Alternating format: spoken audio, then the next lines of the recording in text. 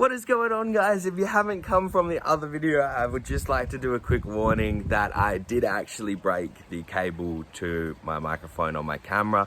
When I listened back to on the camera only has a tiny speaker, and the audio sounded like it was working, and it sounded fine. And now that I'm editing the videos, the audio sounds really bad. So unfortunately, we're going to cut out a bunch of stuff because some of the audio is really bad. But just a quick warning, headphone users and people that have got it plugged into speakers, be very careful with the sound on this video because it may jump between a few things. So yeah, I'm really sorry about that, and I hope it's not too bad. So yeah, let's get on with the trip, and thank you for watching. What is going on, guys? So we finally made it down here to discover Deadly. Now this place is like 3.5 hours away from our house, I think. We camped last night down near Busselton Jetty, and that was our first family camping trip out, so it didn't go too bad. And then we're coming down here because we're having a WAS meeting down here with a few other people that are coming down here, and I've been saying that I was going to come down here for a while, so we're down here. We don't get the joys of coming down here all the time because it is such a far drive, but this is the distancing scale that these guys have, 1.5 meters, or 1 crocodile, 2 snakes, 4 bearded dragons, 8 turtles, 12 tarantulas, or 24 frogs. That's pretty funny. We've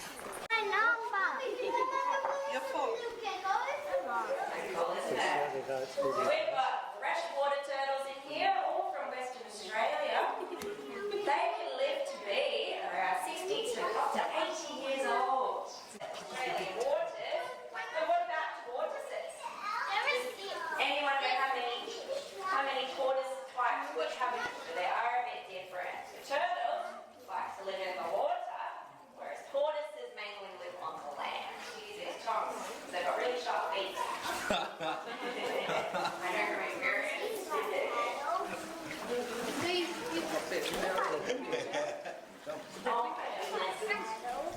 We got turtles. Do you? Awesome. It's scary. They're scary? Oh, they're alright. Unfortunately, like I did say before, my microphone was busted, but I'll do some voiceovers, and hopefully the audio quality on it isn't actually too bad. I am using the microphone, so if the audio quality is terrible, then it's the microphone, and I have a feeling that's what all my Christmas money will end up going towards, is more camera equipment that I don't need. What's its name? Percy. Oh, this one's Percy. Yeah, Percy loves his wounds. I need to hire somebody from here to clean my glass. So this is Percy, one of 2 frill neck lizards that these guys have, and it's absolutely crazy. These enclosures are absolutely amazing, and I really do love them. Becca does have some sad feelings towards these guys being kept in captivity, and I completely understand it, but I hope she knows that she's doing the best that they can possibly do, and these guys are absolutely spoiled and they look amazing. So yeah, she has a strong feeling about these guys being kept as pets, which I definitely understand, and I think that's why a lot of people were so outraged when they weren't even an advanced species to keep on license when they removed them, well, when they removed Category 2 license, basically, and these frill necks are now starter pets. So basically you get into the hobby and straight away you can get a frill neck, and there is unfortunately these guys, you know, pretty yeah, we won't get into that because it's a bit sad. So let's go have a look at some other stuff, hey? So this is Harry or Harriet, because they are almost certain that it may be a girl and not a boy. She is a almost 2 meter long saltwater crocodile, but I guess we'll come back to her later on in the video. But yeah, this is Mrs. Whippy, and really sorry for butchering it because I kept on calling it Mister, but I'm not a very good reader, so please forgive me. So this is probably one of the coolest things about the enclosures is that almost all of them, I think all of them actually, have openings in the roof, and you can see they get not direct sunlight, but they will get a little bit of warmth and a little bit of light coming through. They will have a day-night cycle that is completely day-night cycle to Busselton. So I think that's pretty cool, and it's very important to have very good lighting and a good cycle of day and night, just for the animals' health and stuff like that. So yeah, that's pretty cool. As you can see here, even the frillies have a nice giant opening at the roof. So it's very cool, and I definitely love if I could do that to my own enclosures, but unfortunately I don't think my partner will let me cut holes in the roof. So enough of me talking. I think I'm gonna just do a bunch of B-rolls. So let's go cue the music.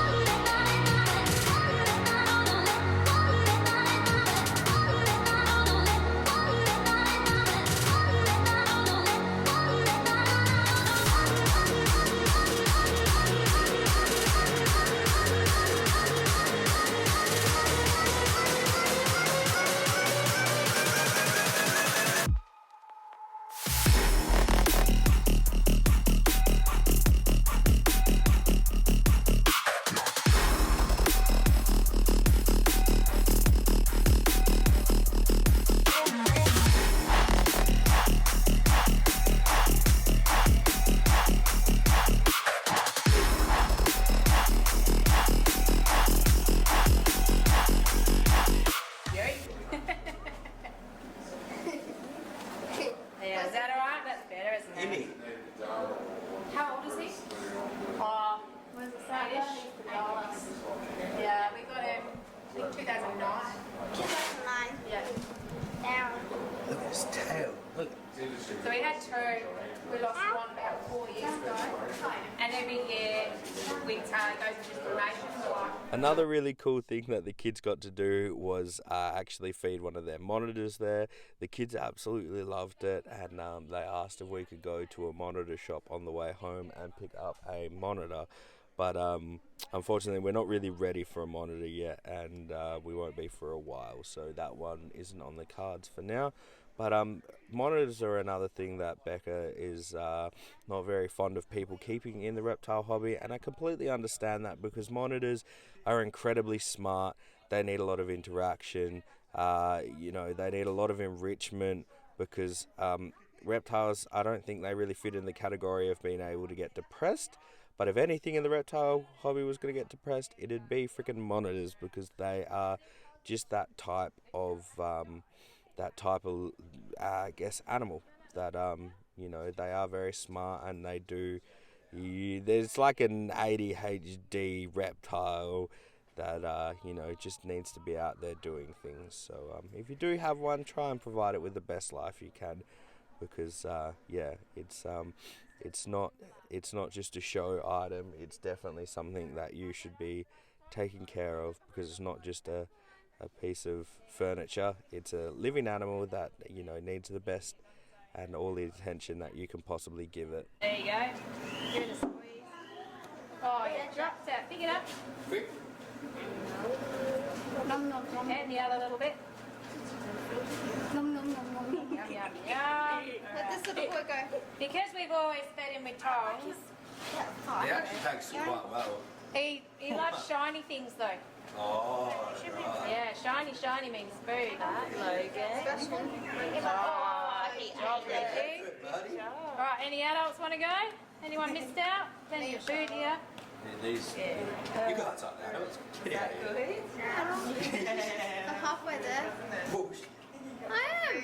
15.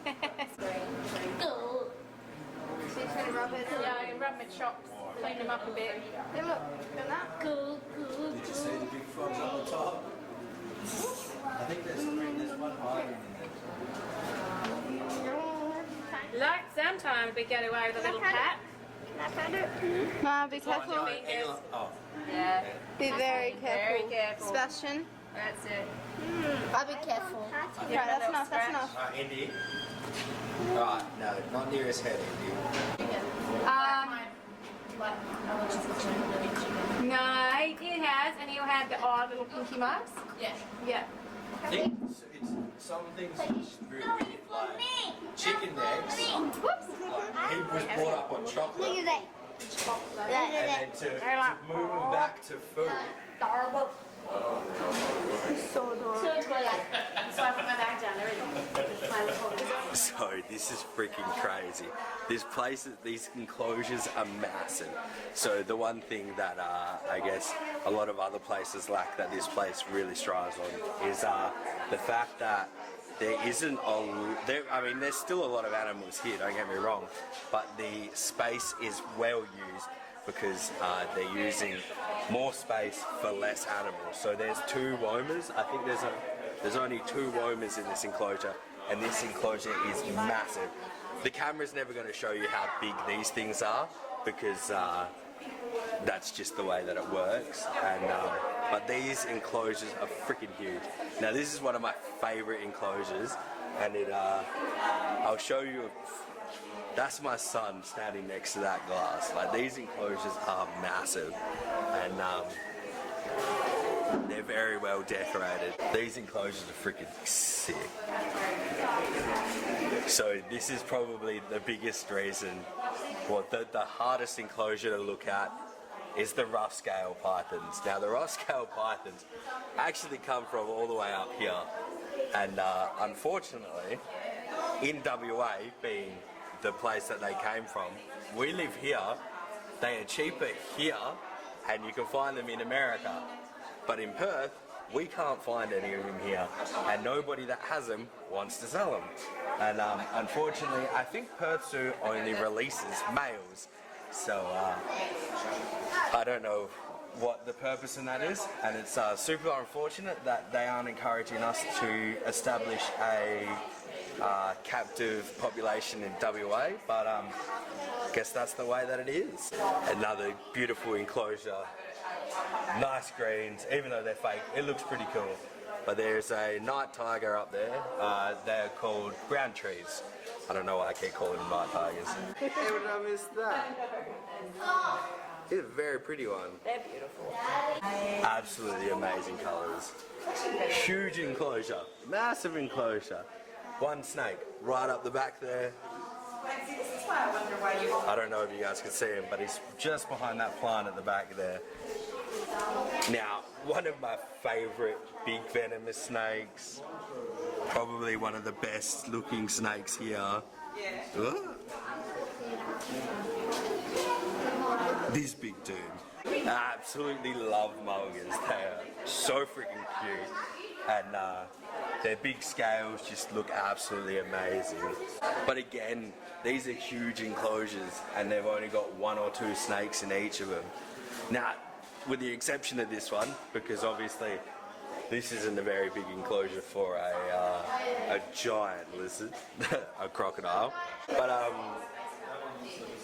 obviously, being as though they have to give them back every time, there's no point in making a giant enclosure for something that you fall in love with, and they just have to give away anyway when they get to a certain size. I think in the long run, they're looking at trying to keep this girl, and then they'd obviously upgrade a bigger one outside and have a massive enclosure, a big pond for this to live out until it gets really big. Yeah. Maybe I'll wait and show you till that's done so we can go do it together. Thank you. That's alright.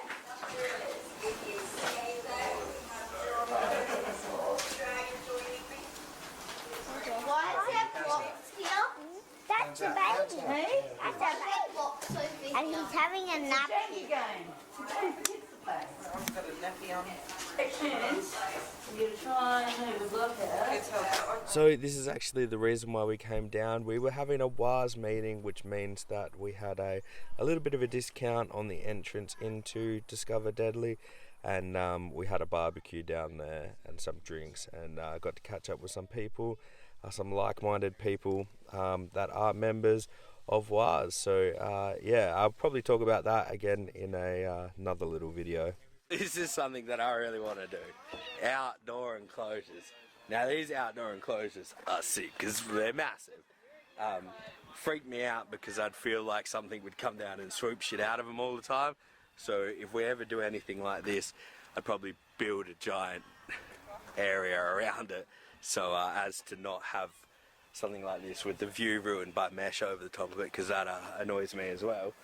But yeah, no, it's a great idea, and I'll point out, I'm not sure if this is the reason why they use it, but it is definitely a good reason to do it.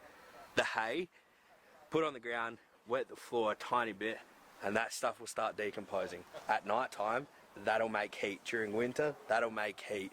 So all the microorganisms, I'm just talking shit now, breaking down all the materials creates a lot of heat in there, and during winter, that's why you find snakes in a lot of compost piles, because during winter they're looking for warmth, and the compost piles produce free warmth. So there's actually places around the world that use these sort of methods to heat their housing and stuff like that, which is on a large scale, very, very, very cool large scale.